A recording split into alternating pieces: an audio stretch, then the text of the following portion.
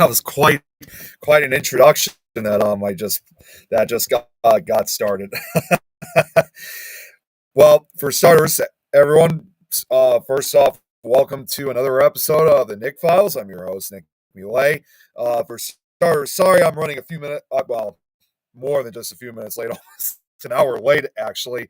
That was actually mainly due to technical issues I was having once again today, as well as also finishing up the slideshow because there were some parts that were somehow left unfinished, and I had to really try to get it all fixed up. I honestly didn't think I was going to be able to make it throughout for today, but fortunately, it didn't take well. Still took a while, but it was worth the effort, and I'm just glad I was able to get it all completed. And of course, not to mention have the introduction done. So, but today we're going to continue on from where we left off from last week. We're going to be focusing on part two of the presentation on the Great Tri-State Tornado of 1925. Unfortunately, Samantha is unable to join this time because she's got a lot going on in her schedule. So, understandably, she's not going to be able to make it, and wasn't sure why. One of the pages here had been disconnected. I don't know the exact reason for that. Just before we do carry on with the slideshow, I'm just going to get the because since now Samantha's not on with me this time, I'm checking through the actual Facebook page itself to make sure that once I do get the slideshow up, that it is running correctly. So give me 1 second here, and we'll get right down to business in just a moment. Okay, now let's see here. I'm still getting used to the sharing on EV Mux, to be completely honest with you guys. uh, okay. All right, this is where we were before. I can remember this. Okay, bear with me for just another second here. All right, let's see if this works.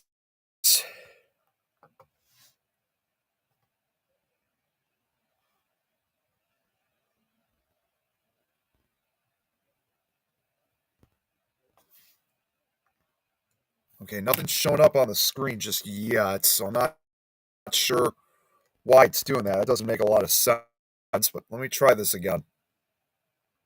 Ah, damn it. All right, let's try this again.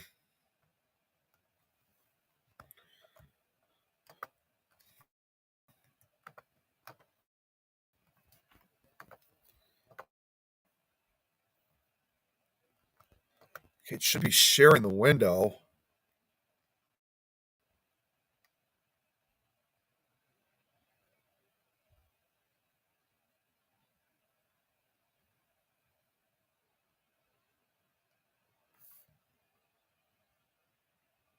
Okay, still nothing for some reason. I don't know why it's not showing up because I am sharing the screen technically, and it should have shared.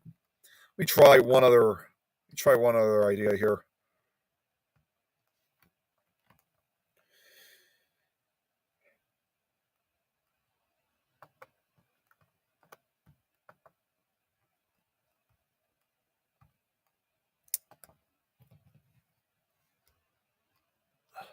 Jeez, what the hell's going on? Oh, you gotta love all this technology.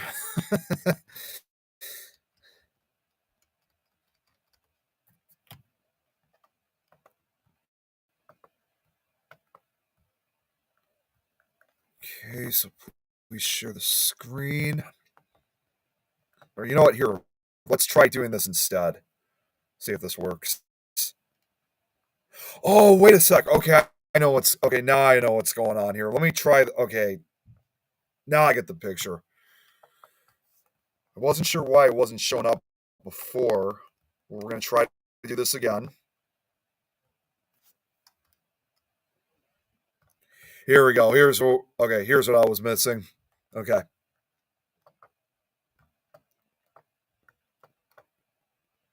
All right, awesome. This is what I was trying to get up. because again, I wasn't sure why it was not sharing to begin with, but now we're in business. So from where we were talking about from last week involving this deadly tornado was we were reaching the pretty much almost the halfway point of where this tornado was striking throughout southern Illinois. And without further ado, we're just going to get right back to where we were.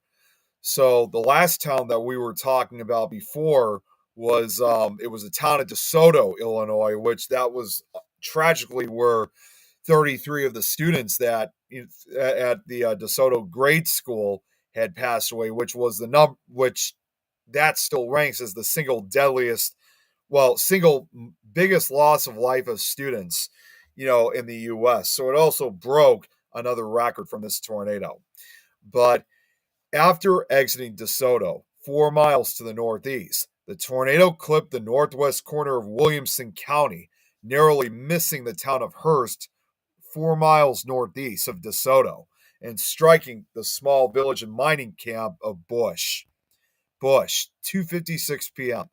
Significant damage was reported. Several homes were leveled, and pieces of wood were speared into the town's water tower. Heavy railroad axles were reportedly lifted and scattered across the railway. The tornado killed 10 people in Bush and the surrounding area and injured another 37, 40 of whom later died.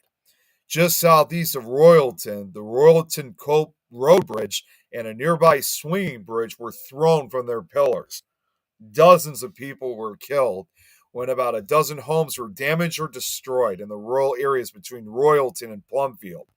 In the small village of Plumfield, the local school was obliterated by the mile-wide tornado. That's a picture of the local school, obviously before the tornado, and I believe this is what it looked like after the tornado struck. It was just completely wiped clean. Students Barbara Hammond and Anna Johnson were killed. Sarah Davis, who had been attending a meeting at the nearby church, ran to the school to comfort the children and was killed. Sarah's husband Jefferson was killed moments later when the Davis farm was demolished and he was thrown hundreds of yards into a nearby field. The tri-state tornado was at about the midway point in its incredible nearly straight path. Further east, the tornado crossed into Franklin County, narrowly missing the towns of Royalton and Ziegler, devastating rural areas and killing 25 people, 20 of whom perished immediately, and another 5 in the days to come before heading towards one of the more populated towns in southern Illinois, the large mining town of West Frankfort. So now we get to West Frankfort, 3 p.m. About 15 miles northeast of DeSoto, the mining town of West Frankfort sprawled in a west to east direction. West to east direction, yeah. The Orient Mine Number 2 in Caldwell, recently established on the northwest side of town, had brought an influx of population and growth. A new subdivision, complete with brand new homes and streets, sprang up to house miners and their families. However, the gritty coal mining town was bracing itself, but not for a tornado. And I talked about something similar like this last week. But you have to remember, this was the 1920s. Therefore, the Ku Klux Klan was about to stage a rally nearby. The Klan was a lightning rod for the area's anti-Catholic and anti-immigrant sentiments. As shown from these newspaper articles, its ad contained a curious turn of phrase: "Everybody welcome." But something was on its way that would steal the Klan's thunder. As the massive vortex departed Plumfield and continued its northeastward path of destruction, the Orient Mine and its associated subdivision was squarely in its sights. The tornado struck the northwest side of town, where in a manner similar to what was seen at Murfreesboro, a number of densely populated neighborhoods, businesses, and mining operations fell victim to the tornado, leveling many businesses and sweeping away entire subdivisions. The business of West Frankfort, however, was largely spared. On the western edge of town, 2 school buildings were torn from their foundations and destroyed. The newly built homes in the area were no match for the ferocious wind, and most were obliterated. Large church buildings were also flattened, and vehicles were thrown several blocks. The home of Clyde Reed was reduced to splinters, killing a young child and injuring his wife and several other children. Many of West Frankfort's men were several hundred feet beneath the surface in the Orion and Caldwell mines when the tornado struck. Deep beneath West Frankfort, the coal mines were suddenly plunged into darkness. An intense suction caused the air to rush from the mine, along with the ground shaking, accompanied by terrific train like roaring and shaking. One man was killed when he was caught above ground in one of the mine buildings. When the miners emerged, they were greeted with a heartbreaking scene of abject devastation. Nearly every home in sight, most belonging to the miners and their families, was utterly decimated. In the words of one person, everything in view was brought level to the ground. Where the miners' houses had stood in the northwest quadrant of town, scenes of cruel devastation. Screams of desperation issued from heaps of rubble. Those who were fortunate enough to survive without being trapped wandered the streets in a daze, most of them battered and bloody. Excuse me. Miners frantically clawed through the debris in search of their wives and children. As you can see from these pictures here, amid the remains of one home, a mother was found with her chest torn open by flying debris, her infant daughter still trying to nurse. Next, once again, I have a number of pictures here. This is throughout West Frankfort of the devastation that was left from the tornado in this particular town. And while those who are watching can get a look at it, this will give me a chance to check to see if there's any comments.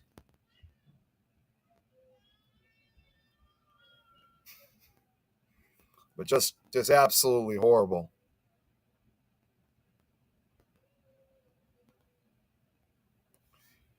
Just unbelievable. Just seeing everything is just completely gone. Nothing in the comments, so we're going to go back. Then the next set of pictures I got. By the way, don't mind all the noise, by the way, that you're hearing in the background. That's just my baby niece upstairs. But it's just unbelievable, like just seeing the true power of Mother Nature right here. Because you guys, as you guys can see, not only, even though some walls are standing in some of these from some of these houses, for the most part, as you can see, not only is the house for the most part completely destroyed to where there's nothing left standing, but the debris carried away. So it's almost like something just came in, destroyed, ripped everything apart, and then just bulldozed it entirely.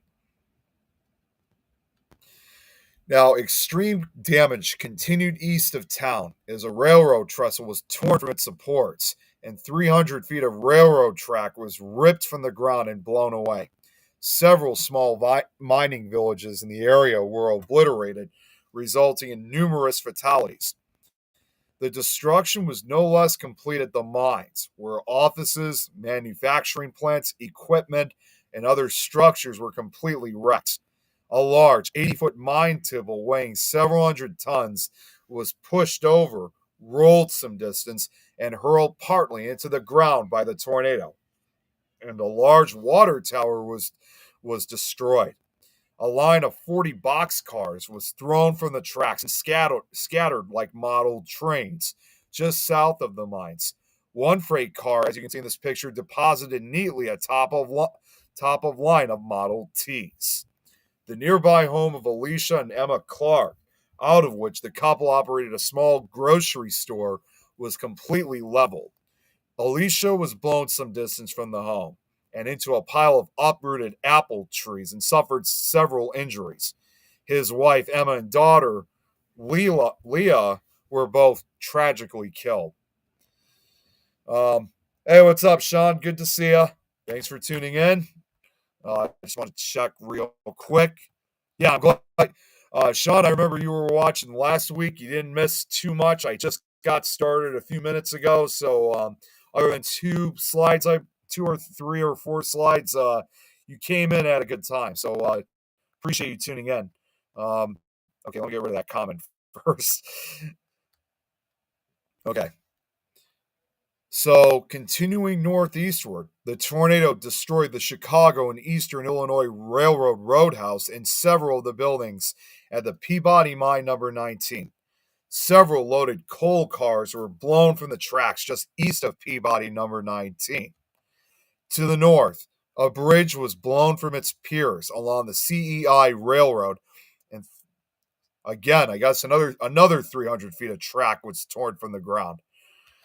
A small village of homes, stores, and other buildings were destroyed to the northeast near the Peabody Mine number 18, where 52 people were killed. Several small mining. Oh wait, okay. I think I might have Okay, some of the information's repeating again. Sorry about that. At Caldwell, a mining village northeast of West Frankfort, 24 people died in the storm, later to be joined by two more of the injured. Now, in total, despite only impacting the north and west sides of the town, the tornado claimed 132 lives in and around West Frankfort.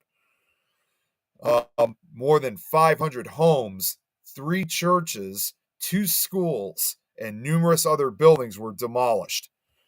Because most of the town's men worked in the mines, sadly, the majority of the fatalities were women and children. Several eyewitnesses reported that bodies from West Frankfort were later found more than a mile and a half from their original locations. The heaviest, this is probably one of the most heartbreaking stories. Like it's pretty much up there like it was with the school in DeSoto. The heaviest loss to befall a single family was exacted on that of Caldwell storekeeper Isaac Ike Carnes, which, according to conflicting reports, lost 11 members. Carnes' wife, Oscar, a married daughter, and her husband, a daughter-in-law, and 7 grandchildren, ages ranging from newborn to 7 years, died in the tornado. They were all killed.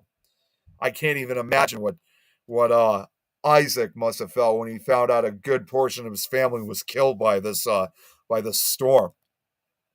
Oscar and 4 of her children were thrown into a lake near the Peabody Mine number 18. Just north of Crawford Cemetery, James Curley's home was razed to the ground and swept away. James survived, but Eddie Curley and her children, Homer, Otto, and Bertha, were killed. The immediate storm claimed 81 lives in West Frankfort, while injuring a further 410, 21 of whom later died, bringing the death toll for the town basically just for itself to 102. Real quick, just want to get to, I just saw your comment, Sean. Give me 1 second here. I recommend if you have Netflix to watch The Deal About Joplin. You know what? I'm going to get to that just to remind me of this, seeing some of the damage. Yes, I am well aware about this. I do know about that documentary that was recently released, and I'm actually going to try to check it out sometime in the next couple of days because I'm really curious about it. Not to mention that I remember when that all happened back in 2011. It was that is still, I was just, funny enough, I was just finishing up high school when that happened, but yeah, that was a terrible tornado they had down in Joplin, and yeah, I definitely want to check out this film. But yeah, such scenes of devastation basically resembles like that when you really think about it. Anyways, engorged with debris, the twister moved into the farmlands of southeastern Illinois. The misery of a national depression in agriculture was now compounded by the tornado. Farm after farm was just swept away. People didn't know what was coming. It was a huge grayish black mass. As you can see, like, again, just taking pictures like this to give you an idea of what it probably looked like. But yeah, it was a huge grayish black mass. People thought it might have just been a big dust storm. They had, of course, obviously, they had no idea that it was actually a monster tornado, 3/4 of a mile to a mile wide on the other side of that dust.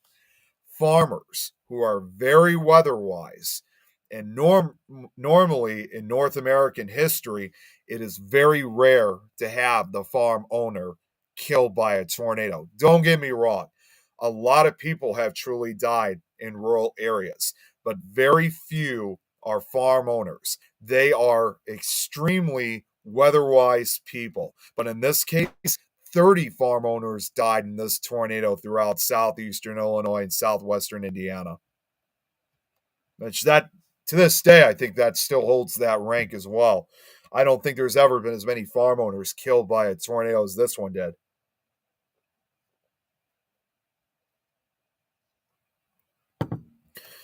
Okay, so going on to the next town, Parrish, 3:05 p.m., just 6 miles to the northeast.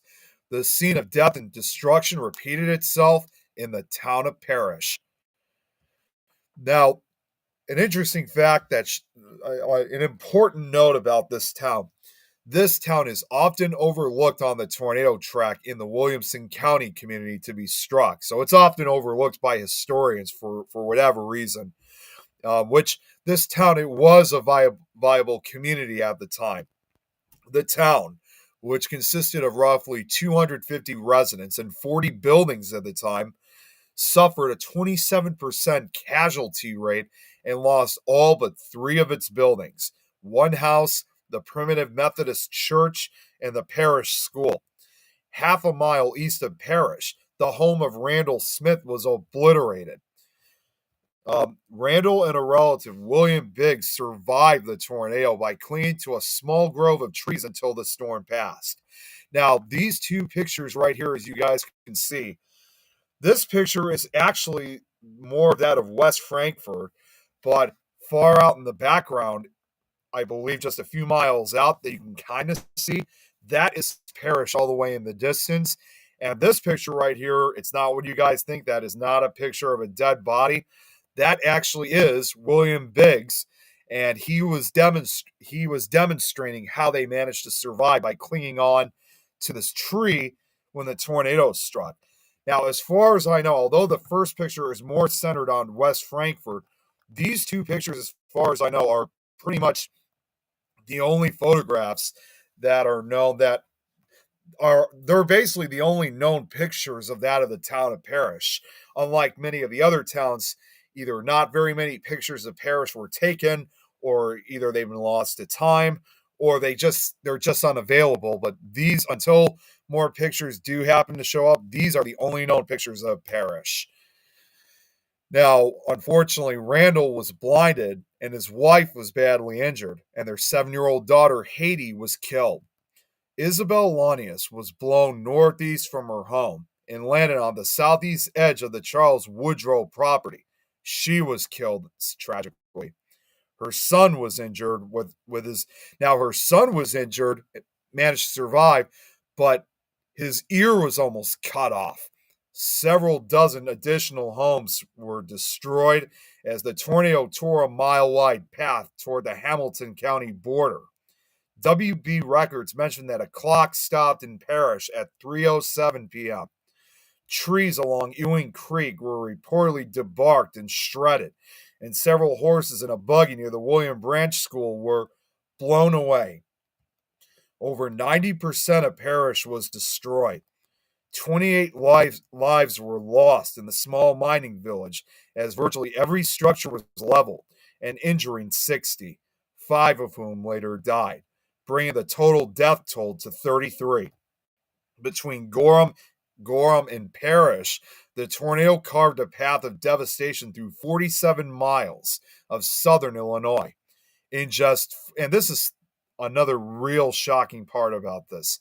In just 40 minutes, the tornado killed at least 541 people, injured nearly 1,500, and produced $11.8 million in damage, just over $1 billion in today's dollars. Let me just see here what Sean just wrote. See what everyone's okay. Sean, let's see. I saw in our local news that last year in southwest Oklahoma, some people flew a drone into a tornado. You could really see inside. Wow, that is something I know they've been trying to do for years, at least the last 25, 30 years or so. Um, that I got to see. I wonder if there's if it's on YouTube or something. Going back, continuing onwards. Now, the storm continued to devastate more rural areas on the eastern side of the county, claiming another 6 lives. In all, the storm claimed 192 lives in Franklin County, 159 the immediate impact, and another 33 among the injured in the following weeks. The tornado proceeded to. Wait, hang on a second. Let me just make sure. I thought it said. Okay, never mind. The tornado proceeded to. Excuse me. The tornado proceeded to devastate additional rural areas across Hamilton and White counties. Between the two counties, by 1925, the mining industry that defined much of southwestern Illinois had lost its grip in Hamilton and White counties. Through a handful of small mines still dotted the pancake flat land, farming had grown to become the driving force of the local economy. The area was rural, but hardly unpopulated. Farmhouses were scattered along nearly every road throughout both counties. The tornado thundered into Hamilton County shortly after 3:10 p.m. and almost immediately continued its path of destruction. Ollie Flanagan's home and barn were destroyed, killing her and her brother Sam. A phonograph on the Flanagan home was later found in Bone Gap, 50 miles to the northeast. Just to the east, Columbus Hicks and his daughter-in-law Martha were killed when the family farmhouse was swept away. Lonnie Smith's farmstead was also obliterated, killing 4 in the Smith family and severely injuring another. A home was destroyed to the southeast of the main path by a brief but strong satellite tornado, which for those who don't know, satellite tornadoes, they're a lot more common than you think. They are sort of similar to multiple vortices, but they are actually indeed a separate smaller tornado. If you guys have ever seen those videos where you have a much larger tornado on the ground, and there's usually sometimes a smaller one that often will rotate around the main companion tornado, because it's rotating around or often usually is accompanying the main storm, hence the name, you have a satellite tornado. They usually only last for just a few minutes. They usually will touch down, will develop, touch down, and dissipate very quickly. But in this case, during the time when these satellite tornadoes are on the ground, just like multiple vortices, at times they can be quite destructive. Maybe not as powerful as their companion tornado, but they could still cause quite the amount of damage. As the tornado charged across Hamilton County, south of McLeansboro, the tornado reached its greatest width at 1.5 miles wide. Dozens of farms, homes, schools, and churches were swept away. 28 people were killed, and 9 more were mortally wounded. Next town, Olga, 3:18 p.m. In the small community of Olga, several homes were damaged or destroyed.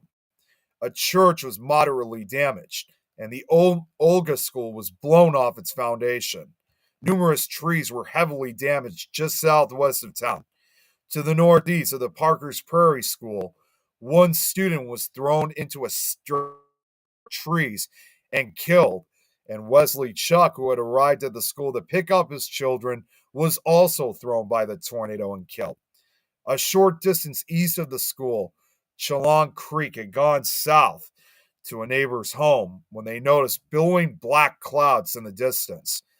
Chelan watched from the neighbor's porch as the violently rotating wedge tornado bore down on his property and ripped his home from its foundation.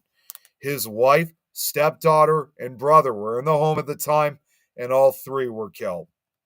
Immediately east of the Cheek family home, the Lick Creek Bridge was lifted and thrown 300 feet into the creek. A patch of young trees and shrubs were stripped and uprooted, and grass was scoured from the ground on the Lawrence Dolan farm. At least a dozen people were killed nearby. The tornado continued an unbroken path of destruction into White County.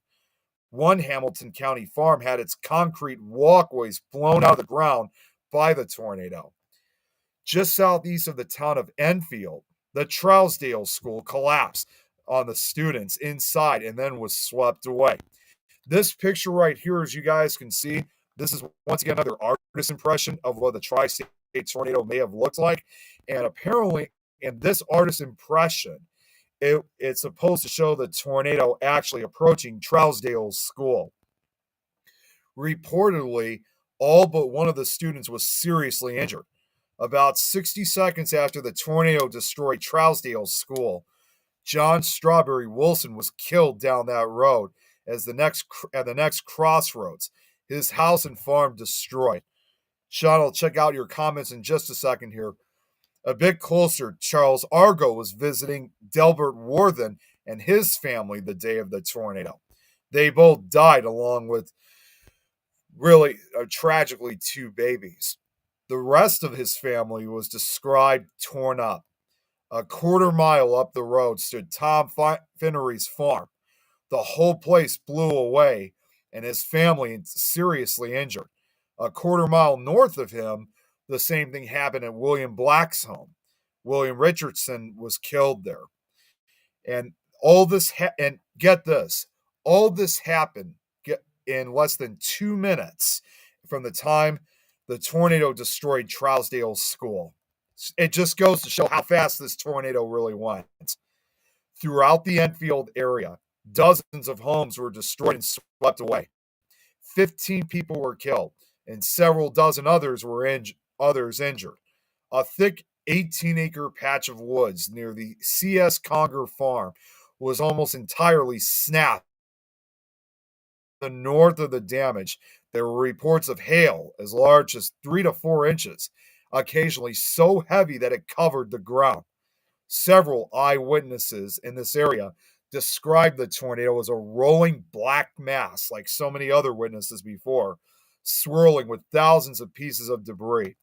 In some cases, the approach of the tornado was preceded by pieces of debris raining from the sky. Once again, this is actually the last picture that I have, obviously, of a wedge-shaped tornado that did kind of have the appearance of what the tri-state tornado looked like. And this was actually taken back in 2017 by well-known storm chaser Simon Brewer, who I am friends with on Facebook. In fact, I actually asked him if I could borrow some of these pictures for the slideshow, and he seemed to be fine with it as far as I'm concerned. So, Simon, I just want to say thank you very much for these pictures. And to get to the comments real quick, that's okay. So this one here from Sean. Yep, the 1999 Moore, Oklahoma tornado. Yep, they had one. That was a huge one. And Sean, he also said, you might look for KOTV Channel 6 News. You might get that news story. Yeah, like I said, Sean, I'm going to look that up when I get off this, because I'm really curious. Because, again, I've studied so much of this type of severe weather, and that is something that, I got to see for myself. So consider that done. Just real quick, I just want to check. Oh my gosh, I didn't even realize the comments were coming in on my personal profile. Sorry about that, guys. Okay, so I just want to give a shout out to everybody who's been watching on my personal page. See, I wish the comments could come on here to the main page. Okay, so shout outs. Hey, Gary, thanks for tuning in. Hello, Laura. What's up, Nicole? Said it's insane how simple wind can become super deadly with how fast it gets. You're absolutely right. No, you've seen that clip too, Nicole. Okay, it's insane. One in Joplin wiped out the whole town. Yep, 161 lives were lost. And yeah, that's right, Nicole. Yeah, we were just talking about that last night. Just recently saw the movie about it. Over 900 people being injured. It's crazy. And the stories the victims told was so explicit and so I can only imagine. I remember that it was like yesterday about that storm was very bad. I lived in Illinois. Illinois, just about 2 hours of Joplin. Wow. My gosh. Well, I'm glad you're good. That must have been so scary. Oh, yeah, I agree with Nicole on that. And okay, yes, tornadoes do sound like a freight train passing through. Oh yeah. Laura, I gotta just say about that, I've heard the sound for myself, and undoubtedly, it really does sound like a freight train. But everybody's been tuning into the personal account. I do apologize for not responding back, but from this point on, I'm going to keep it here so that way I can continue looking at the watching for comments. Then, because the other problem too is when I do my slideshows, the whole screen is covered by the slideshow, so I can't see anybody's comments when I'm doing this, unfortunately. So I apologize for that. Um, so continuing onwards from where we were. So in White County, the tornado passed just 2 miles north of Carmi. As the tornado tore through Hamilton County and into White towards Carmi, it turned brutal. It killed 20 people in the 5 minutes before it crossed Highway 14 and left Enfield Township and entered Carmi Township. At the Newman School, several miles northwest of Carmi, teacher Jasper Mossberger noticed the skies had become dark and menacing. Sheets of rain spattered the windows, and a stiff wind rattled the door and threatened to blow it open, in which he rushed over to the door to hold it closed. Excuse me. The 24 students huddled around their teacher to hold the door against the approaching storm. Within moments, the roaring wind shattered the flimsy building. And also, once again, another artist impression picture here where you have, again, apparently the tornado was aiming right towards Newman's school. The building came down around them, and most of the occupants were blown along with the debris into an adjacent field and reduced to rubble. As they began to come to, they were pelted with hail as if the debris was not enough. All that was left of Newman's school was a few timbers, a single desk, and the bell. Nearly every child was injured, some critically, but surprisingly, all survived. Teacher Jasper Mossberger's, unfortunately, he was particularly grievously injured and initially survived. He seemed rational, but could not comprehend that there had been a cyclone. Of course, you have to remember, being in the 20s, in some areas, it was still referred to as a cyclone back then. So he seemed to remember nothing about it. He has a bad cut on one leg and body bruises. Practically every child in the school was hurt, several seriously. But even though he initially survived, unlike the rest of all the other students, tragically he was not so lucky. He died weeks later from complications of his injuries. Next door to the school, a mother and small child were killed when their home was destroyed, and they were thrown into a ditch several hundred yards away. James Bullen lived in the open fields within sight of Newman's school. His mother, Rosa Jane Smith, was living with him and had been ill. James's sister, Lucy Ellen Phillips, who normally lived in Paris, Illinois, had come to take care of Rosa Jane, bringing along her baby. They lived in the flatlands, and James saw the tornado approaching, but there wasn't anything they could do except pray. Rosa Jane and Lucy Ellen died as the house blew apart, leaving James and the baby injured but alive. The same spin of the tornado that reduced Newman's school to splinters also hit Oral Worthen's home. 24-year-old Oral was Delbert's brother, who had died 3 or 4 minutes earlier. Oral's son, Harold, was only 4 years old and died with his mother, Versa, when their house blew apart. I don't know what I just did there, but that was weird. In fact, today he's buried at Newman Cemetery along with Versa's nephew, 11-year-old Wilburn Felty. Wilburn was killed a minute later when the tornado tore apart Freeburger's school. About 8 minutes later, Versa's sister also died as it passed near Crossville, trapped under a stove, which set the house afire. So, unfortunately, she was burned alive. And Lucy, good to see you. Now, just down from Bar Church, Nancy Bingham suffered a broken jawbone, ankle, and was essentially skinned all over. Her son Herman was over at Hayden's school on the other side of Centerville Road. Herman Bingman was the one student to die at Hayden's school that day. The iron school bell was blown a quarter mile away. So was the teacher and another student who survived. That student's name was Edwin Winter, and his sister Bernice had been at school that day as well. She had forgotten her overshoes, and her father and grandfather, returning by buggy from a sale nearby, picked her up and brought her home as it was looking like a storm was coming. Her father, Ed Winters, dropped his father, John, off in his house. His mother, Lottie, came out and wanted them to stay because it didn't look safe. Ed replied he needed to get home to the family, and they took across the fields in the buggy as it was quicker than the road. As they arrived at home, Ed put Bernice in the barn so she'd be safe while they put the mules away. He told her the wind would blow her away if she was outside of the barn. That was when the tornado hit.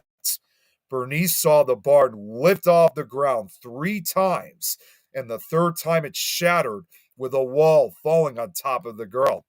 Fortunately for her, she fell next to the concrete foundation, which prevented the wall from falling on top of her, so she was lucky. Also blocking the debris was a horse whose legs fell on her, and it was either unconscious or dead. Sad to know the horse died, but at least in a way, it did save this girl's life. Bernice survived with only bruised legs from the horse.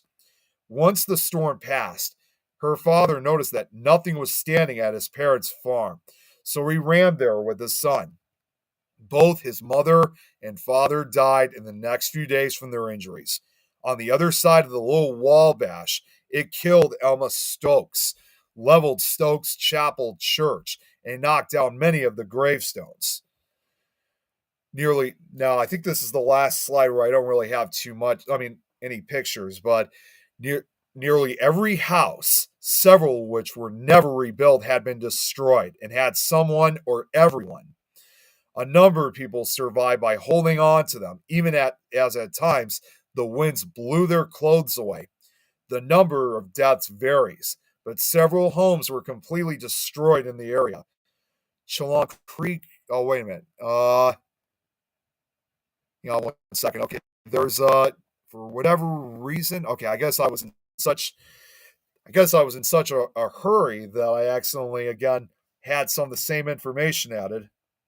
Yeah, Laura, it is definitely the worst possible way to die by fires. Like, just when you think it's completely over and that you manage to survive, now all of a sudden you're trapped. A fire is occurring and you're trapped, and there's no way to get out. Checking comments over here quickly. That picture looked like an evil. Yeah, it really did. I think I know which one you were talking about, Sean. Hey, Charlotte. Please pray for peace for my mom. Yes. Yeah, we definitely will. Thoughts and prayers go out to Charlotte's mom in that case. Okay. So yeah, like I said, some of it was showing the same stuff. Check here. Okay, so this right here is this is some new stuff here. You got less than a minute.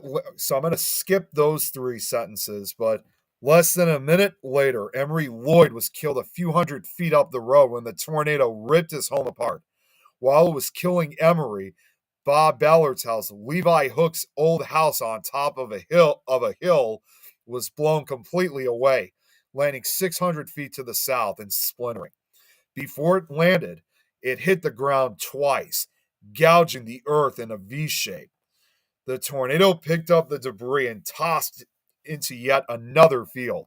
That was where they found the bodies of Bob Ballard's wife and 2 daughters who had been carried inside by the wind. Even before Bob's house crashed into splinters, just to the east, the tornado was destroying his parents' house, killing his mother and grandparents. About 30 seconds later, Bob's sister Melinda lost her husband, John Raymond Van Winkle. Their 6-year-old daughter, Vita was found and appeared to be dead. She was taken with the others to Dave Webb's house, which was one of the few still standing. He sheltered more than a dozen people there, injured, dying, and dead, as the cold set in and temperatures dropped below freezing. Surprisingly, Vita turned out to be alive.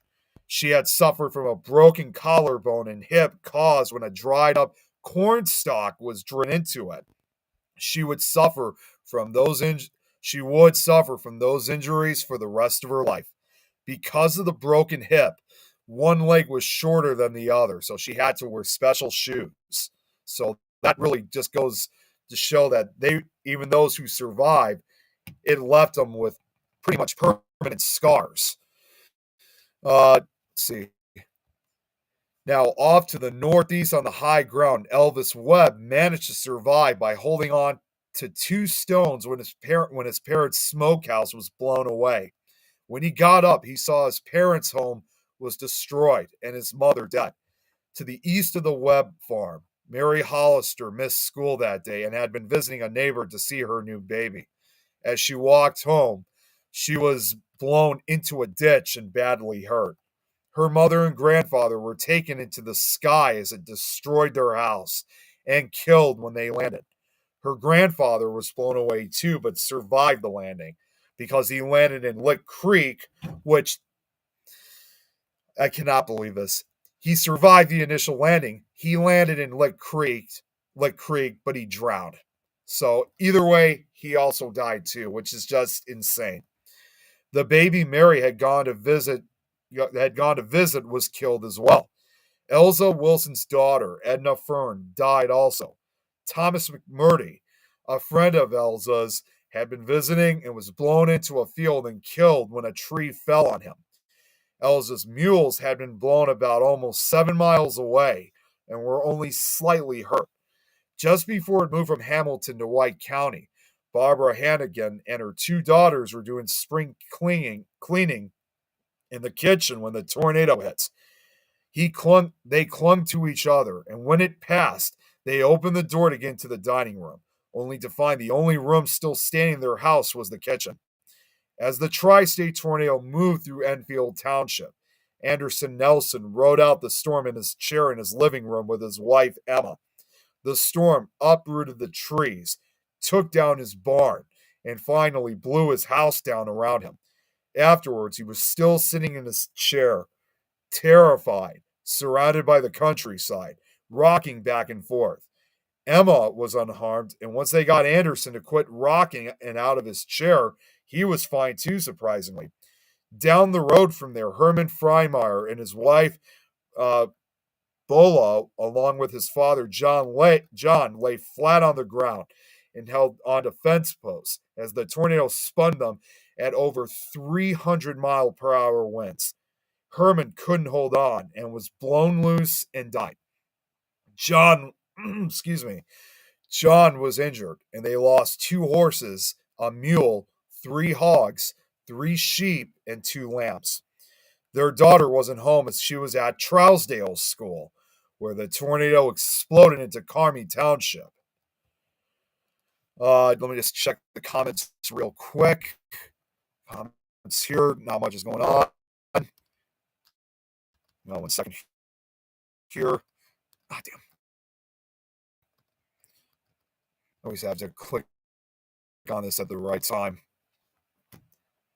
Hey, Irene, good to see you here. Continuing ceaselessly to the northeast, the tornado chewed up dozens of homes, schools, and churches. Seems like it's repeating itself again. Scattered throughout central and eastern White County, just southwest of Crossville. Several cars were blown from the state road, and train cars were blown off the tracks nearby. At Graves School, the teacher saw the storm coming and had his students go outside and lay in the ditch by the road. The Graves School was completely decimated, face down.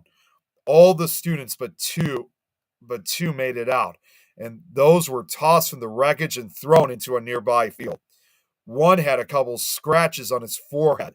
All the other students escaped injury. As in Murfreesboro and elsewhere, wrecked homes and their occupants occasionally faced further danger from tipped over coal stoves that ignited the shattered piles of wood and debris. Near there, Alma Copeland lay on the bed, holding her baby daughter Elizabeth, her son Warren at her side. The tornado tore the baby from her mother's arms and into the storm, then tossed the baby on a mattress, which then landed across the road. And get this, it was hurt more from the hail that fell afterwards than her flights, which, in other words, I don't know how it was possible, but this baby had survived being torn had survived the tornado, even being torn from her mother's arms. I mean, that had to have been some kind of divine intervention. Just down from there, Pink and Effie Young were riding out the storm in their parlor when a collie dog blew through the window unhurt. Bell's school was obliterated, but the teacher, seeing the cloud coming, had dismissed school, and the kids had time to get home before it hit. The little Wabash Baptist church was blown away as well. As it approached the big Wabash River, it swelled once more to 1.5 miles in width. It stormed through the eastern edge of southern Illinois. 62-year-old Frederick Bodishbo, I don't know if I'm saying that right, rode out the storm holding the knob of the front door to keep it closed. The door stayed closed, and Frederick held tight. And when it had gone, he saw that most of the rest of the house, aside from the door and frame, was gone. This area wasn't as populated, however, so the casualties were fewer, but no less gruesome. I still can't believe this actually happened. One teenager who poked his head out of the shelter for a second had it taken off. When has there ever been, as far as I know, a death involving from a tornado where you had, because when we hear of tornadoes and tornado related deaths, we're always familiar, like either blunt force, concussions, or they're crushed to death. You don't really hear very often about people being decapitated by debris. Let's see here, just checking here by the comments again. Versa Warthen's sister was killed when her iron stove fell on her, and again the house caught fire. Now, in total, 45 residents of Hamilton and White counties were killed and injuring 149, 20 of whom later died, including the 30 farm owners, bringing the total count to 65. Another 18 were killed, and 11 of those later died as a result of their injuries. The exceptional intensity, forward speed, and unusually large and occasionally obscured appearance conspired to catch even the most weather-wise farmers off guard. Kelly and Farazine Fitzgerald's home was the last house struck by the tornado in Illinois, almost within a stone's throw of the river. They were blown from their home as it was ripped apart, and Kelly woke up in the woods along the Big Wabash. A bit later, they found his wife, Farazine, in the same woods along the riverbank, which sadly was the last fatality in Illinois. Altogether, at least 613 died, the most tornadic deaths within a state in U.S. history, and 1,423 were injured in Illinois. The tornado continues to move northeast, just missing the towns of Enfield and Crossville by just a few hundred yards. One young man climbed the grain elevator and watched it from the top. This is the last picture I have here of the damage here in southern Illinois, which this was not too far from Enfield. The monstrous vortex had already done the worst of its terrible work, but still more was to come, as there was still one final state in its path, crossing the Wabash River into Indiana. Griffin, Indiana, 4 p.m. In Indiana, it was worse. The tornado announcing its arrival by taking out the small town of Griffin. Just before 4 p.m., the twister raced across the Wabash River, just north of New Harmony, destroying homes on both banks, and bore down the little village of Griffin. measuring only half a mile north to south with a population of 400, Griffin was no match for the massive mile-wide Tempest. A number of farm homes just south and west of town were immediately swept clean, as you can see, as evidenced by these photographs. At Bethel Township School, the school's only bus had left to deliver half the children on the west part of town before circling back to pick up the others. And this is actually a picture of what Bethel Township School looked like, obviously, before the tornado. For some reason, I couldn't find a picture of what it looked like afterwards, but that is what the school looked like prior before it was destroyed. As the bus made its first stop to drop off the Vanway children, Harry, Ellen, Helen, and Evelyn on their way home from school, bus driver Chick Aller noticed objects of various sizes falling from the sky. Within seconds, the massive funnel barreled across Matt's road, tossing and tumbling the bus and tearing at the sheet metal exterior. When the bus came to rest in a nearby field, the mangled frame rested atop two children who had been crushed beneath it. Harry and Helen Vanway were caught in the violent storm of debris just outside their home. Harry was struck in the head by a flying timber and killed instantly, while Helen was gravely injured and died within hours. One row of houses was said to be still standing as the tornado left town, but a smaller twister came out of the back, probably a multiple vortice, came out of the back of it and took those down as well. So there was no escape. In Griffin proper, the destruction was complete. As in Gorham, 100% of the structures in town were damaged or destroyed, most of them leveled. Eyewitnesses described a very large multi-vortex tornado that produced several funnels that moved around and then came together, which again, it shows that example that you had several smaller funnels rotating around the main funnel. Several stores, a gas station, a theater, an electric light plant, and several churches were also destroyed. The large brick Bethel Township School was heavily damaged but not destroyed. Many of the structures that escaped heavy damage from the initial strike of the tornado were destroyed when one sub-vortex reportedly wrapped around the southwest flank and raked the eastern and central portions of the town. Dark, fine silt and mud picked up in the Wabash River as the tornado crossed it was plastered to both people and homes. Several poles were snapped just above ground level, and the railroad tracks were once again pulled from the ground and bent at odd angles. In the few seconds it took the tornado to plow through the 3-block width of Griffin, a full 60% of its 400 citizens were counted among the casualties, including dozens of fatalities. Not a single structure was left untouched by the storm, and many were completely swept away. 41 people were killed in Griffin and in the surrounding areas. Another 202 were injured, with 5 later dying, bringing the death toll at Griffin to 46. Now, once again, this next set of slides I have here are photographs of the destruction of Griffin. So I'll put those up for a minute so you guys can take a good look at these. And it's just as bad as it was in the previous towns that it struck. And while I'm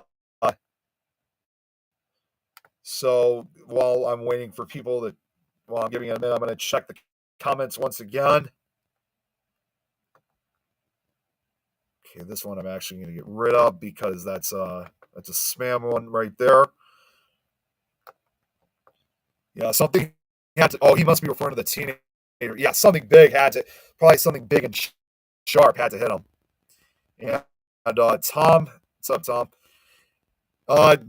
That I'm not sure. I don't know if I don't know if they ever did find his head.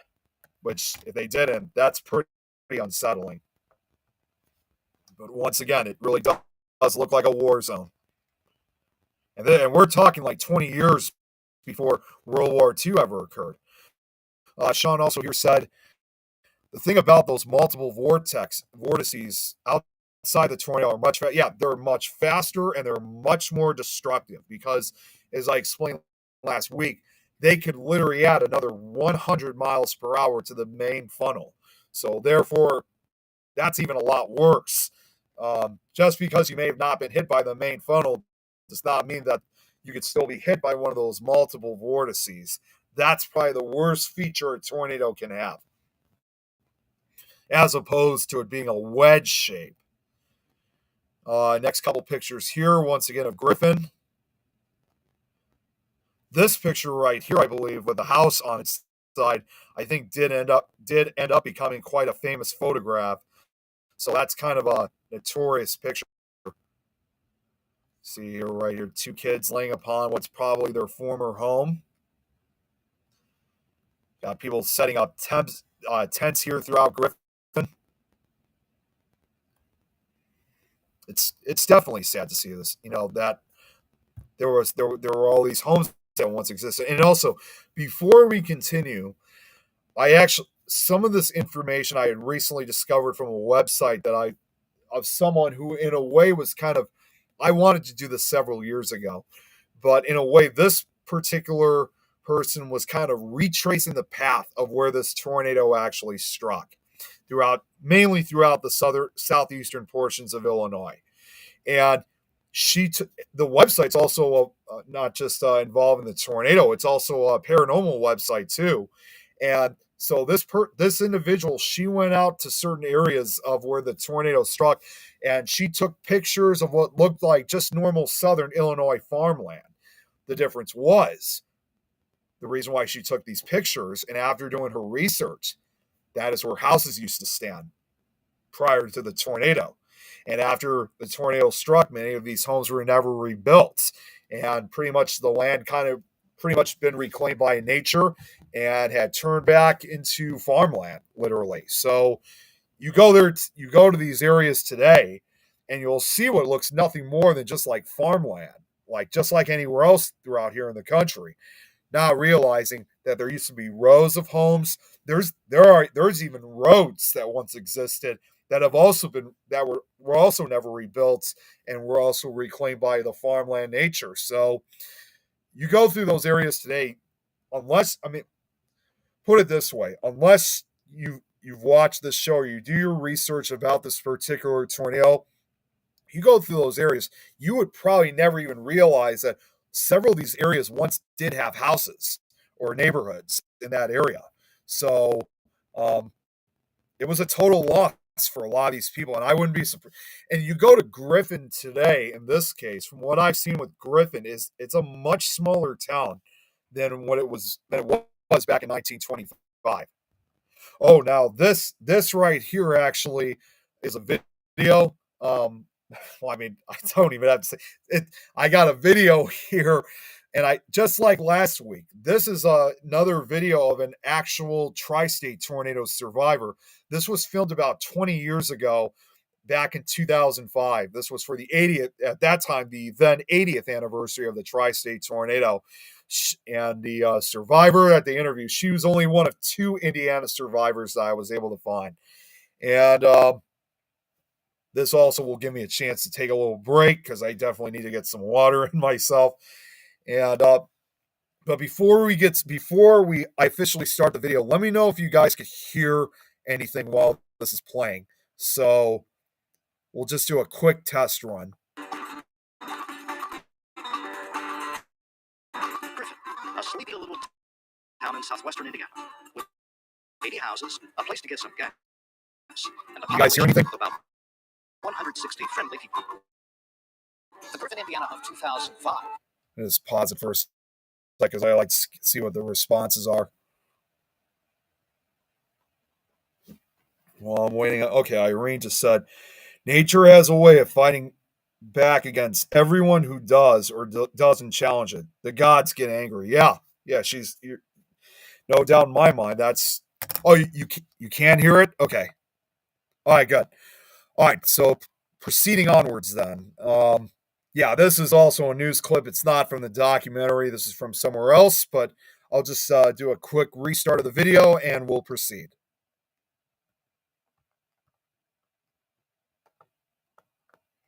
Okay, here we go.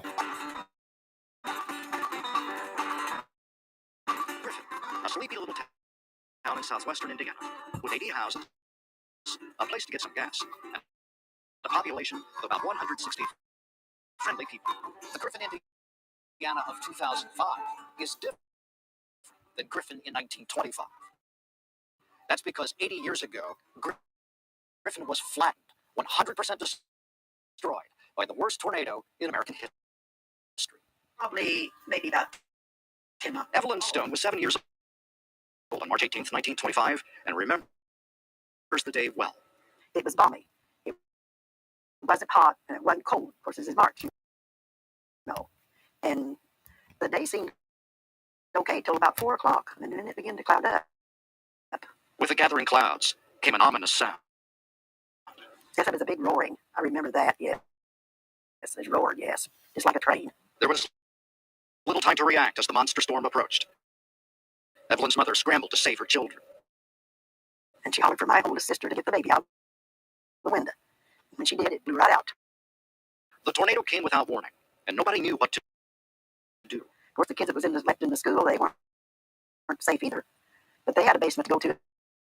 They didn't know to go to, I don't guess. This is all the school, and a plaque nearby that names the 76 people killed in Griffin that day. The tornado had crossed the Wabash and was a 300-mile-per-hour whirling mass of mud and debris when it hit Griffin. The people who weren't killed were lost, including Evelyn's father. And he was standing at the front door. And, of course, the front fell in on him. And that's when he got hurt. And we didn't know anything about it for 3 days. After the tornado, fires broke out, and the tragic events continued to unfold. The grocery store owner's boy was there, and it caught a fire, and they couldn't get out. But they screamed and hollered and save me, save me. Nobody could get to them. So they died. Survivors were taken to makeshift shelters, and the reality of the event began to unfold. I just didn't think the same. But to me, it just, well, it looked disastrous. That's all there was to it. Today, Griffin has mostly rebuilt. And while this remains the greatest tornado disaster in American history, time has allowed for some embellishments. I heard one person say that they seen a mule fly through the air with a 2x4 through it. Now, believe it or not. Evelyn Stone survived the worst tornado ever, but not all scars are physical. Every time they would come on the radio or television talking about a tornado headed our way, I'd break out in hives. Evelyn Stone is one of only 3 people alive today in Griffin who can tell us what it was like to live through the great tri-state tornado of 1925. Evelyn Stone, a true survivor.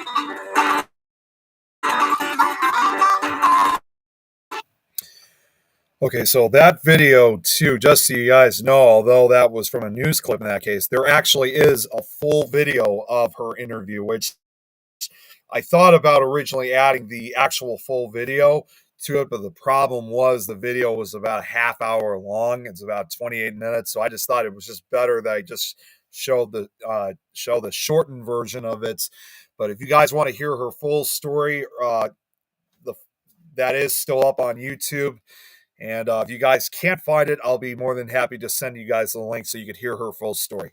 And there might be another video. Yeah, there's one more video here. This is pretty much the last survivor that I interviewed that I found from Griffin, Indiana. Now, this video at this time was more recent. This was actually from a 20-minute documentary that was focusing on the tri-state tornado, but the difference was it was mainly just focusing in the town of Griffin itself. It didn't really focus throughout the rest of Indiana or Missouri, southern Missouri, Illinois, which it turns out that in Griffin, it's often referred to as just simply the Griffin tornado. So this was recorded back in 2014. The survivor that was featured in it has, of course, since passed away. In fact, I did some research, especially when they had the commemoration of the tri-state tornado, and I was trying to figure out, is it likely there are any survivors left from this tornado, even though 100 years have passed?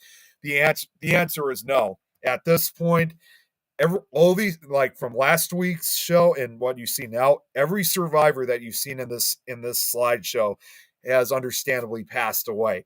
The last survivor that I do know of, or from what I've done for my research, passed away 5 years ago in 2020. I think she was, I don't remember the exact age. She was either very, very late 90s or somewhere in her early hundreds. So since then, like I said, a lot. But this is the last clip that I have. Well, there's a few more clips that are going to follow, but this is the last one I have of a survivor. Last new face of a survivor. So here we go. And I was only just about 10 or 11 years old at that time. And the terrible time, I know a mother came to the door and told my dad, who was out in the yard, to come quick, that the griffin had been blown away. Okay, yeah, it was a relatively short clip. So here we got, this next, okay, so the next clip I have here, it's from that same documentary you just saw a second ago, but this time the person that they're interviewing, obviously not a survivor, but actually a grandson of a survivor, telling his grandmother's story. She said she looked out, and there was big splotches just coming up in that pond, and it was hail. I mean, she said it was softball-sized hail, and hitting her house. It didn't last very long. Yeah, they're like I said, they're relatively short clips. I think they're.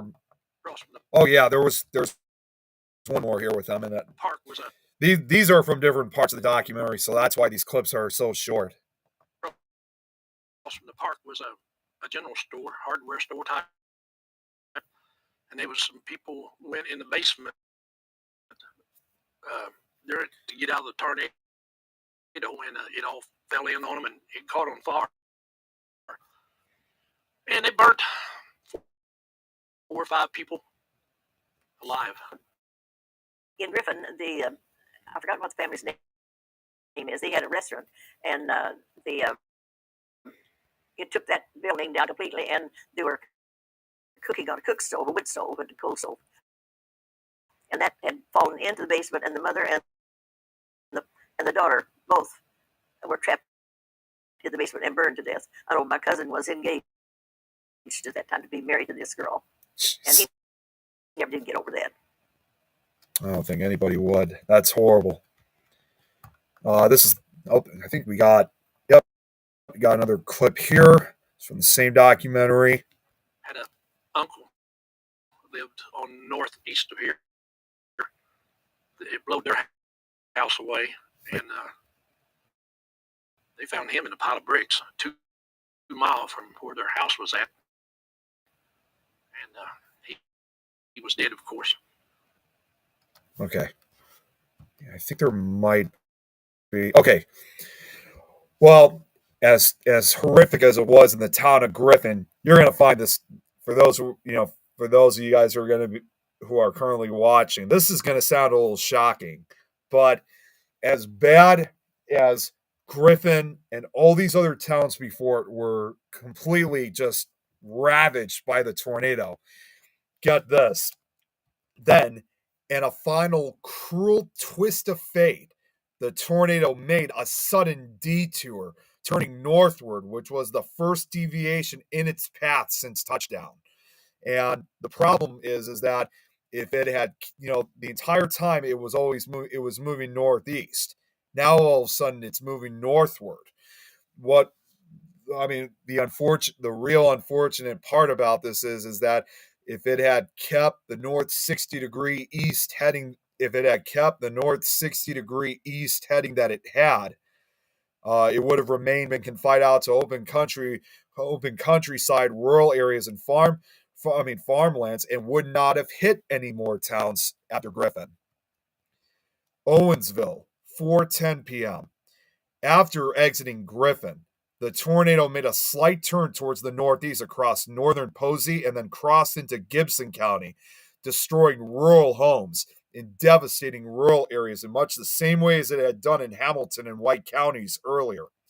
It then clipped the northwest corner of Owensville to the southwest, destroying the Christian church, several homes, along with 85 farms, with entire families wiped out, resulting in 9 fatalities.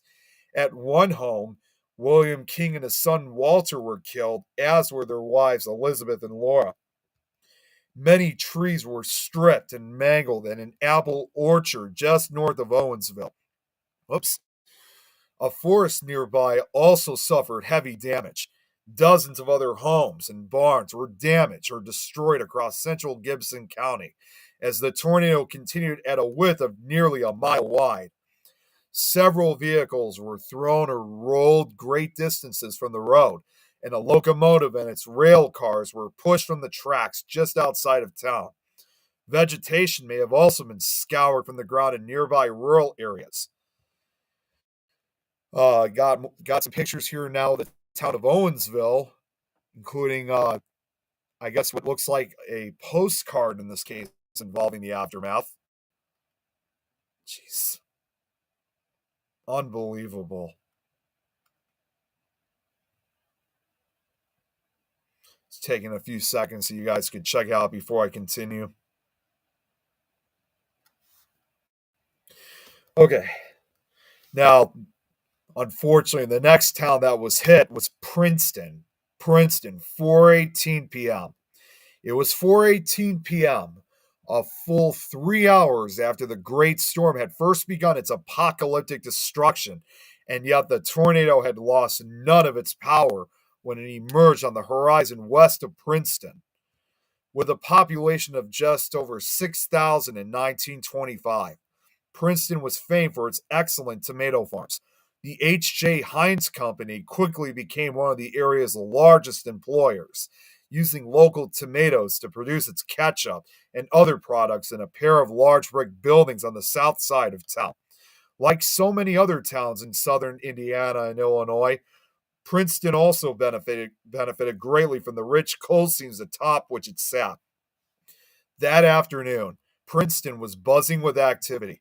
Like any other Wednesday, it was bargain day, when people from all around came to shop at the many stores that offered sales and raffles. At around 4:20, small bits of debris began to drip down from the sky like snowflakes. The western sky became bruised and menacing, the black clouds flickering with constant lightning. When the swirling funnel came into view, it was choked with debris. It had already wiped dozens of homes from the earth on its way from Owensville to Princeton, and it made quick work of the nursery building a grove of mature fruit trees on the southwest edge of town. Many homes in the nearby McCaw Summit subdivision suffered damage from the northern edge of the tornado. In the Baldwin Heights subdivision, immediately west of the Heinz Company's factories, the destruction was complete. More than 24 homes were razed to the ground. The sturdy, well-built Heinz factory and other office buildings were damaged considerably, but not destroyed. And that is the building. That is the Heinz Company right there, which you can see. Surprisingly, yes, it's damaged, but still standing. The storage building was swept away. Heavy iron support structures were damaged and bent on at the Southern Railroad shop, where the roundhouse and several other structures suffered major damage. Continuing through the primarily residential section of Princeton, the tornado left a streak of complete destruction about a quarter of a mile wide and a broader area of substantial damage just over a mile wide. Though most of downtown was spared, the destruction was massive. Much of the southern third of the town was reduced to rubble, and 45 people were killed. The tornado then headed outbound for the still larger town of Petersburg. Now, here's another thing that I should probably mention too, is that when this was probably when the tornado also moved at its fastest speed to date, because from what I know is that between Griffin and Princeton, the tornado was traveling at 73 miles per hour, which to this day which is close to a record for forward velocity. Okay, so now we got some pictures here of downtown Princeton. There's the Heinz. I think that's the Heinz factory once again.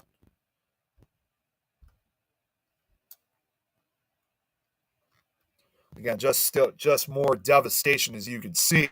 Okay,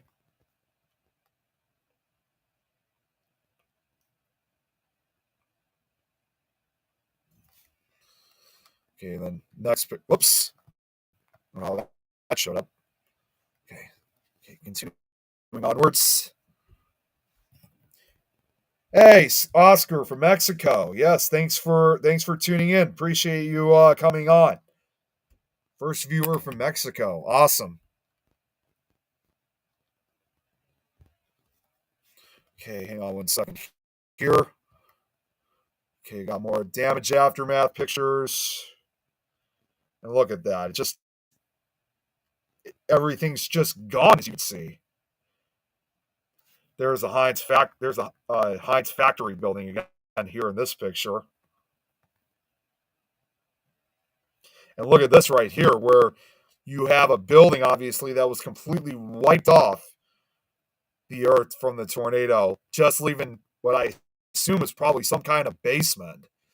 So, just completely exposed. Just, jeez. And I think these might be the last pictures I have here from Princeton.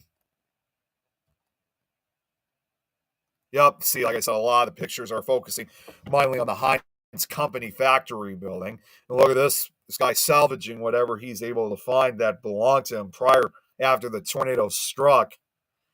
You can see once again, more homes are just completely torn apart. I can't even imagine how some of these people were feeling when these, like, because the people that you see in these pictures, like I said, I can't even imagine how they were feeling when these photographs were taken. They must have been in absolute shock when they lost everything they had. Okay, so now finally, Oatsville, 4:29 p.m. At approximately 4:29 p.m., more than 235 miles after it began, the Great Tri-State Tornado shrunk, weakened, and finally dissipated over an unplanted cornfield near Oatsville on the Silas Merrick property, west of Petersburg and 10 miles northeast of Princeton. At least 95 and probably more perished in Indiana. In its wake, nearly a dozen, and that's the thing too, is that when this tornado dissipated, I mean, it just suddenly vanished. Like most about this tornado, it made its exit in mysterious fashion. Therefore, no one saw it coming, no one saw it go. What I probably assume is that most likely what must have happened was the circulation just drew in. And as I've heard from an author who said this, the circulation just drew in and it just poofed, gone. So, in its wake, nearly a dozen cities and towns were left broken. 2 were utterly wiped from the surface of the earth. At least 695 people were killed by the black cloud, over 2,000 injured, and many tens of thousands left homeless. The single greatest tornado event in North American history left a toll both in lives and in damages that was nearly beyond comprehension. And yet, the day was not done. Great thunderheads were building across the heartland and parts of the southeast, which, as a reminder, like I said, this tornado was part of an outbreak of other destructive tornadoes that struck. That day, there were at least 12 separate tornadoes that struck different parts of the United States that day in 1925. And as I said in the beginning of it, there may have been smaller, weaker tornadoes that may have also additional tornadoes that may have touched down, but those have pretty much essentially been lost to time. And because most people mainly focus on just the tri-state tornado, I am actually going to extend it just a little bit, not too much, to some of the other tornadoes that struck that day. Not obviously, I'm not going to cover all of them, but just some of the other destructive ones that occurred. And not just that I'm not going to cover all of them, but more importantly, whatever historical information I was able to find. So, about 15 minutes later and 250 miles away, a small tornado cut an extremely narrow path through Colbert County in Alabama. The tornado damaged a gas station, 2 homes, and a shop near Littleville, killing 1 man and injuring about a dozen. In Monroe Township, Indiana, another large tornado, which was likely a continuation of the tri state tornado family, touched down. It caused significant damage to homes and a church across rural localities, including some homes that were flattened. Several people were injured as a result of this tornado. Later, another tornado, a separate member of the tri-state tornado family, formed, though not much is known about this particular tornado, as details are very limited. Just after 5 p.m., an imposing storm that had been brewing over western Tennessee dropped a small ragged funnel near the community of Buck Lodge in central Sumner County. The tornado rapidly grew to nearly a quarter mile in width, and the tornado claimed its first lives when Matilda and Maud Key were killed in their home. Continuing on, the tornado passed the community of Graball. Graball, I think that's how you're supposed to say it. Just to the northeast, the homes of Jim and Mary Allison and the Henry Hughes and Cleveland Hughes families sat atop a small hill. Ellie Hughes, being home alone when the storm approached, became frightened when she heard a dull roar to the west-southwest. She sprinted off in the pounding rain and went toward the Allison home a half mile away. And that is the Hughes home right there, as a matter of fact. Moments later, as the Allison family prepared for their dinner, the violent tornado barreled over the hill and obliterated their home. Jim and Mary Allison and all 6 of their children, ages 20, 16, 14, 6, 5, and 4, were killed instantly. That is an actual picture, once again, of the Allison home, where everybody was killed, tragically. The tornado struck with such unbridled fury, bodies were scattered over a quarter of a mile, mangled and wrapped around debarked tree stumps. The 2 youngest children were torn in sections, and surviving relatives were unable to identify many of the remains. Ella Hughes, who had just reached the house as the storm bore down, was also killed. And get this is, again, it's just such a heartbreaking twist out of this. Tragically, her home was left almost entirely unscathed. Therefore, the house that she ended up leaving would have been the safest place for her and everybody else to take cover. Now, a short distance to the northeast, the home of Ella's father-in-law, Henry, was swept cleanly away. Henry, his son-in-law Cleveland, and his wife were killed when the home was destroyed. In a community called Angle, just south of Oak Grove, the tornado again demonstrated its frightful power.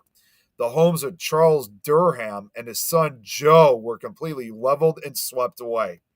Charles, his wife, and their baby daughter Lorena were killed.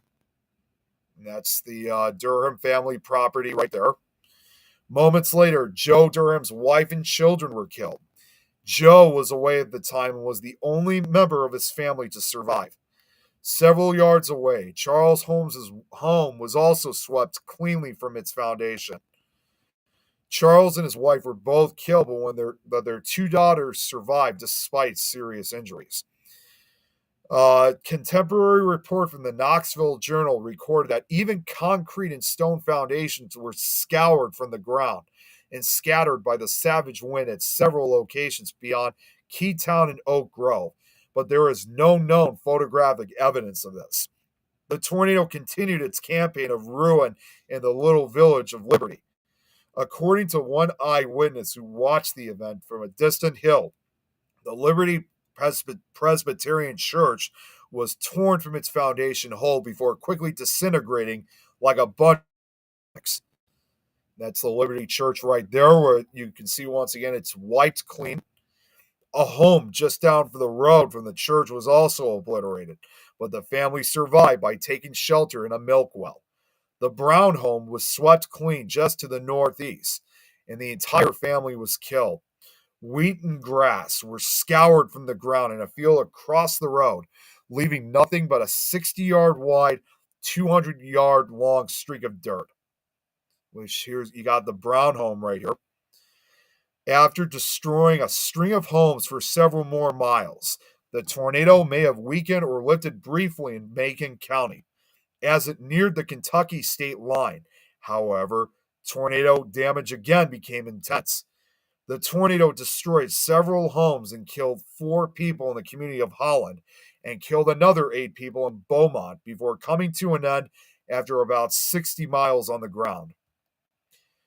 And I think this might be the last one I have here of this event, but in central Harrison County, Indiana, yet another monster tornado dropped to the earth at about 5:15 p.m. After causing extensive tree damage on a narrow path, the tornado rapidly expanded to nearly a mile wide. Several farmhouses were swept cleanly away near Laconia, where 2 people and 1 family were killed. Near Elizabeth, 2 more people were killed when about a dozen homes were flattened and swept away. The tornado weakened and narrowed as it crossed the state line south of Louisville. At least 4 other tornadoes raked Tennessee and Kentucky in the next hour and a half, including one tornado that destroyed a number of homes and completely scoured the ground. By the time the sun had set on Wednesday, March 18th, and now we're talking about the full death toll from the outbreak, at least 747 people lay dead across 5 states and more than 425 miles of ruin. A trough of low pressure into which cold air now surged. And if this wasn't bad enough, you think after one of these tornadoes cause such mass destruction, you think, could there be anything worse than just this? And indeed, or more depressing than this. And indeed, it did. That's why I'm saying a trough of low pressure in which cold air now surged. There was to be one final and depressing freak of nature in store for this March day in the lower Midwest. It snowed. Oh, I forgot. The picture was supposed to show up before that. But yeah, after this whole thing, yeah, it snowed. Oh, forgot to add fadings for this. This is actually, now these are 2 recently discovered pictures I found. I never thought I'd find pictures of, in this case, not only just the aftermath, but just seeing like actual hospital pictures taken of those who were injured from the tornado. So these were pictures that were just recently discovered within the last couple of years. Of course, they were much newer to me when I saw it. So this was quite a remarkable discovery in addition to add to this. But in the immediate aftermath, hospitals from St. Louis to Evansville were inundated with the injured and dying. And as the storm injured more than 2,000 people, 105 of whom later died from their injuries. In Missouri, relief trains carried the most seriously injured north to St. Louis, while the remainder were sent to hospitals at Perryville and Cape Girardeau. At Gorham, where half the town's population, at Gorham, Illinois, where half the town's population was injured, the Missouri Pacific Railroad shuttled most of the injured north to East St. Louis and the remainder south to Cairo, which, for those that don't know, Cairo, which still is in existence today, but sadly has really been falling apart, and it's been kind of almost, not abandoned, but it's starting to show signs of becoming a ghost town. That, in fact, is actually the southernmost town in the entire state of Illinois. It's also the one town where literally both the Mississippi and Ohio rivers meet. The town hospital in Murfreesboro, where several hundred were injured, was ill-equipped to deal with the casualties, prompting hundreds to be shipped out to other towns by train once the lines were cleared. The most seriously injured were sent by train to Barnes Hospital in St. Louis. For most of the injured, dying and destitute from Murfreesboro, the college town of Carbondale Some 7 were scattered in 3 different directions: 6 miles to Carbondale, 5 miles to Hearst, or for many, 14 miles north to DuQuoin. For the tornado victims at Parrish, relief came from Thompsonville, 3 miles to the southeast. As the tornado destroyed all of the town's means of outside communication, the disaster was only discovered by a passing Illinois Central train led by a team of railroad workers, with the Illinois Central Railroad led by a heroic physician from Iowa, which returned to Thompsonville to notify the surrounding towns and pull the train directly into the demolished village. The train was loaded beyond capacity with the dead, injured, and dying before proceeding to the northeast to the hospital at Benton. Sadly, much of the town's surviving population moved away following the tornado, and the town was never rebuilt its infrastructure. To this day, it is now a dispersed rural community. So again, you visit basically the former area of where Parrish once. You visit Parrish today, and all you're going to see once again is nothing but farmland. And it just goes to show once again that, many of these towns and cities that were hit by this tornado it really did take a long time for a lot of these towns to recover, some of which never did. Even a century later, they still haven't had that full recovery. Now, sadly, well, I would say interestingly, but sadly at the same time, the storm claimed its final victim on January 3rd, 1926, where Javis Burgess, a 46-year-old coal miner from West Frankfort, died from injuries sustained in the tornado. So even almost a year later, your final victim passed away. In addition to the dead and injured, thousands were left without shelter or food. Fires erupted, growing to conflagrations in some places, exacerbating the damage. Looting and theft, notably of the property of the dead, was reported. Recovery was generally slow, with the event leaving a lasting blow to the region. 3 states, 14 counties, and more than 19 communities, 4 of which were effectively effaced. Several of these and other rural areas never recovered, were in the path of the tornado, which had lasted a duration of 3.5 hours. With at least 695 fatalities, the tri-state tornado alone claimed a staggering 142 more lives than the next deadliest entire year on record, which was 553 in 2011. Approximately 15,000 homes were destroyed by the tri-state tornado. Total damage was estimated at $16.5 billion in 1925. Adjusted for increases in population and wealth and inflation, the total is approximately $1.4 billion in 1997, surpassed by only 2 extremely destructive tornadoes, each of which was posthumously rated F4, both in the city of St. Louis in 1896, which I did briefly talk about last week, and 1927. 9 schools across 3 states were destroyed, in which 69 students were killed.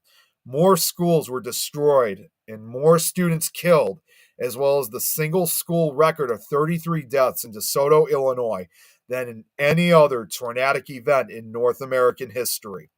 Deaths occurred at many rural schools, counting those returning home from schools and those that died in schools. The toll was 72 students. Approximately, and even more heartbreaking, approximately 1/3 of the tornado's victims were children. Besides, this is another picture that was from Murfreesboro. I thought talking about this picture would kind of fit into what I'm talking about here. Oh man, that is just so sad. Let me see here. See what time it is real quick. Just checking the comments quickly. Okay, still nothing in the chat, but we still got a couple of viewers watching. I gotta admit, I thank you guys so much for really tuning into this. I think we're going to try to. Unfortunately, it looks like I may have to do a part 3. But what I am going to do, just to end it, to kind of put this to a close, this is kind of the most important image more than any of the pictures you guys have seen. So, 1 second here. Okay, here we go. Now check this out.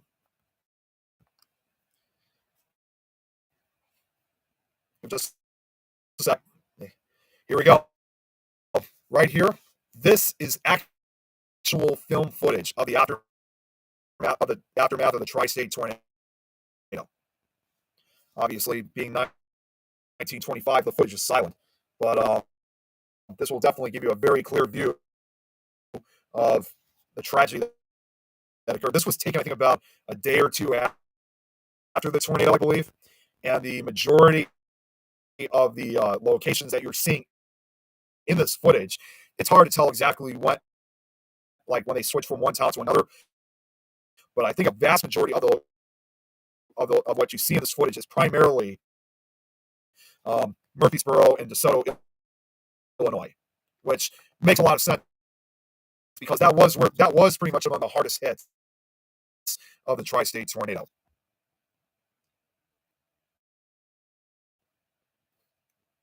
Not surprisingly, whenever they've done a documentary about this tornado, obviously they would use this footage particularly to kind of retrace where exactly the tornado had went.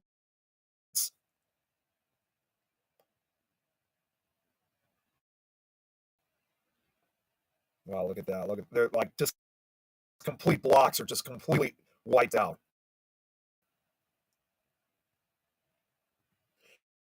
And this footage is probably about a good it is going to last for a couple minutes. That's why I think I'm probably going to end this right afterwards. This is probably about a good 9 minutes of footage, I believe. And yeah, look at that. See, there are some homes and buildings that weren't hit by the tornado, but you can see they were damaged. But it's like nothing was ever like left untouched. Right now, I think this is Murfreesboro.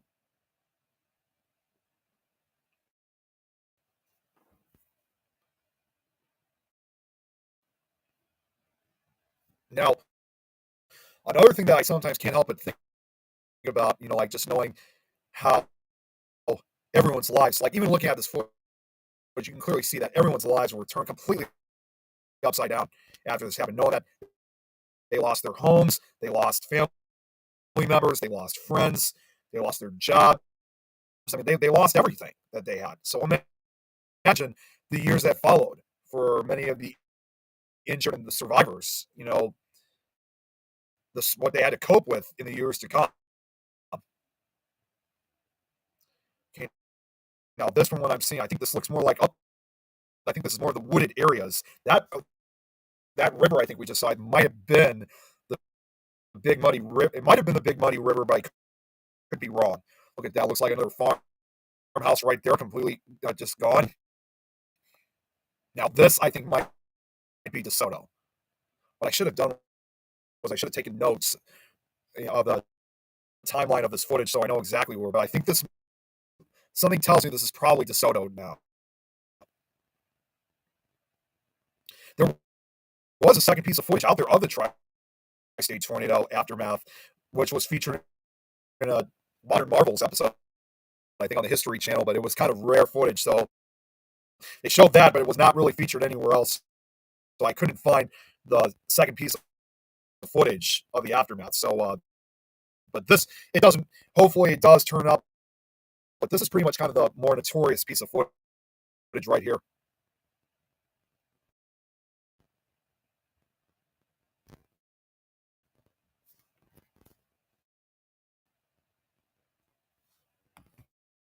Oh, screen just went black. Oh yeah, yeah. I think this is coming from a VHS tape. So I think okay, it's exactly what I thought they were going to show next. So the first segment, obviously, I saw was taken from the air. Now this footage is going to be shown from the ground. I mean, on the ground itself. And this right here, I think, is once again back in Murfreesboro.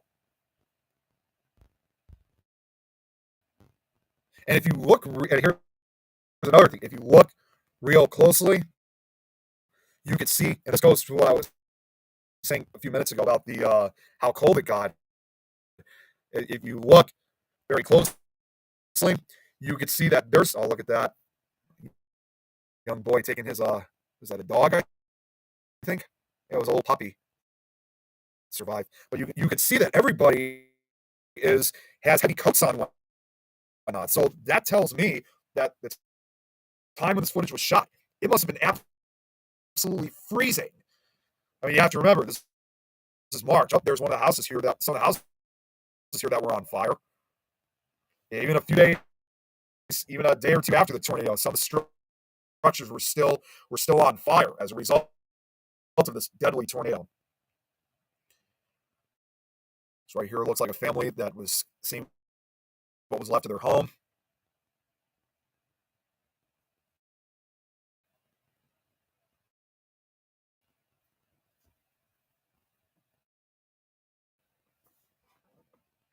And once again, you see some houses are still standing. This might be DeSoto because I know for Murfreesboro, that was a much harder hit, and a good portion of the town was completely destroyed. But DeSoto, I know, did have some parts of the town still standing. Okay, now this I think is okay. Now, so from another standpoint, this time probably from a car. This is, I think, focusing once again on the outskirts of DeSoto. Okay, now I think this is back to Murfreesboro. But again, just makes you wonder how everybody was, like how displaced everyone was after this horrific tragedy. Oh, here's more of the fires. That's more smoke. And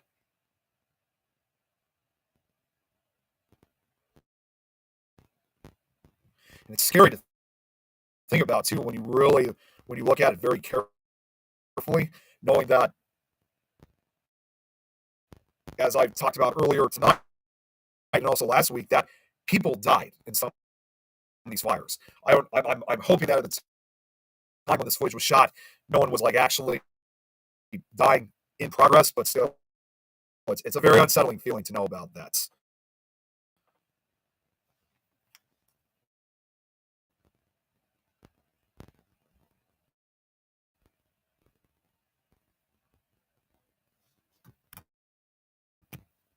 Oh, now this I think might have been one of the. I think that might have been the long. I don't know.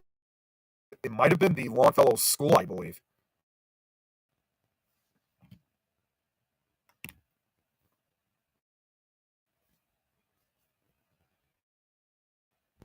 Oh, so this is right here now. I think this is pretty much the recovery process. This is when they started, aiding the injured, as well as starting the rebuild process. All right. So this must be.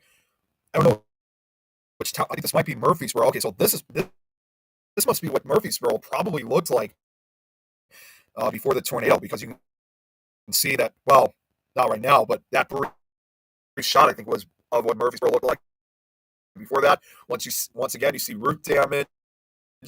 I don't know if this is either Murfreesboro or DeSoto. I'm going to assume most likely this could be back to DeSoto once again.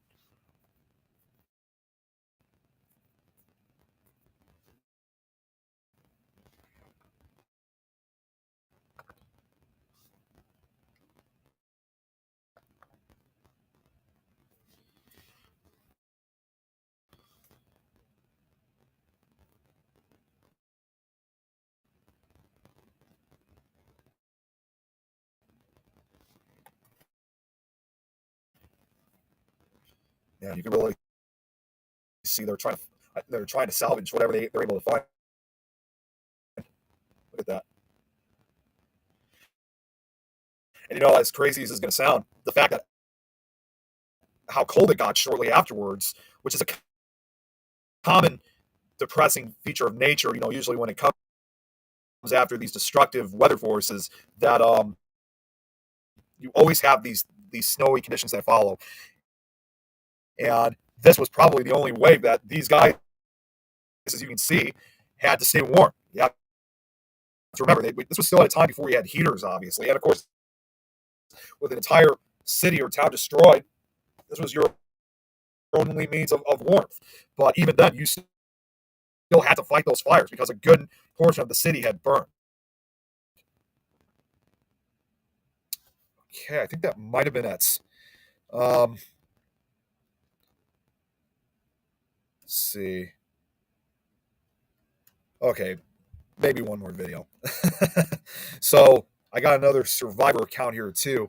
A lot of thick black headlines and superlatives would be issued about the great tri-state tornado of 1925, as you can see from this.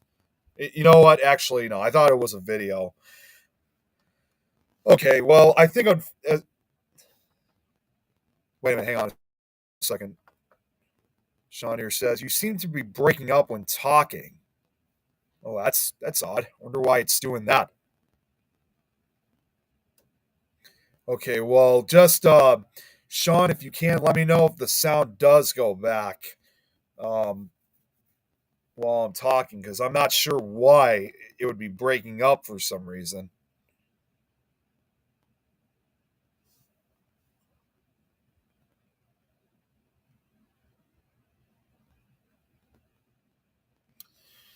So, okay, so I think we're. Let's see here for a second.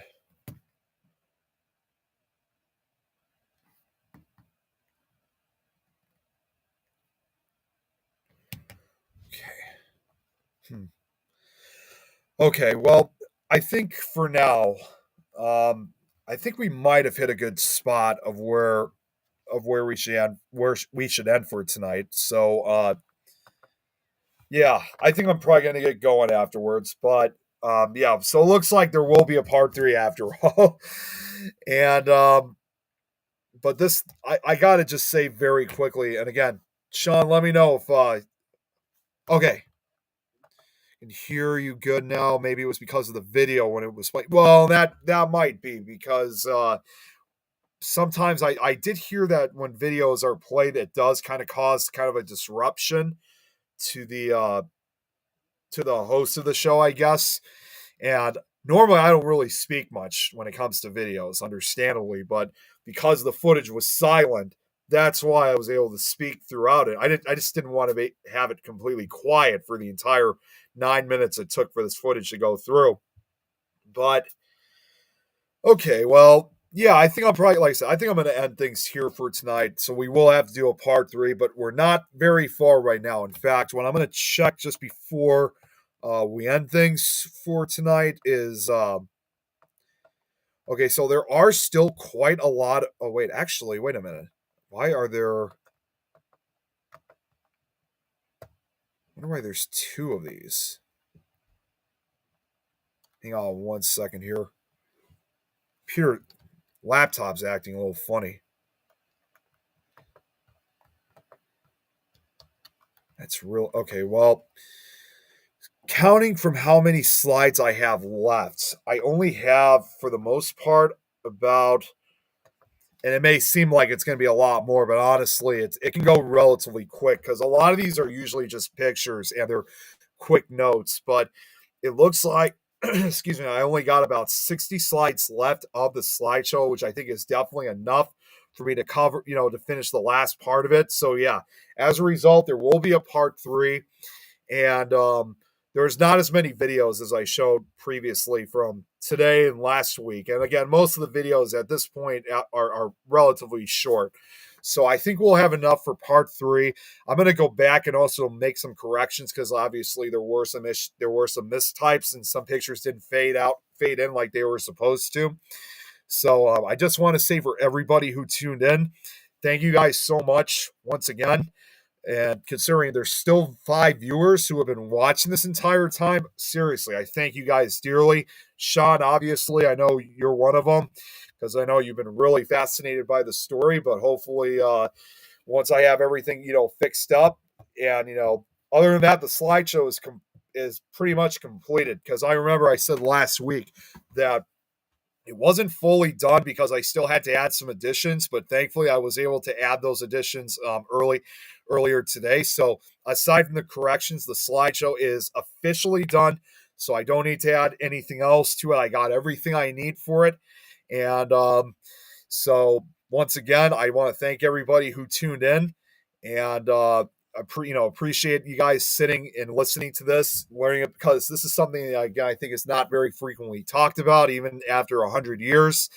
And hopefully we could try to finally wrap it up by next Wednesday, and we'll officially wrap up this commemoration.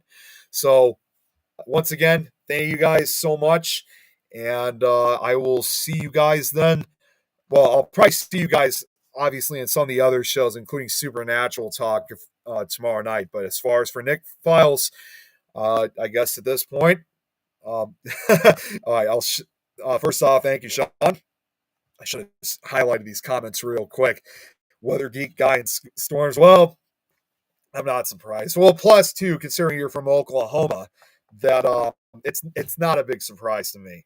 But anyways, thank you guys so much, and until then, I guess I will see you guys next week. So you guys all have a good night. Be safe.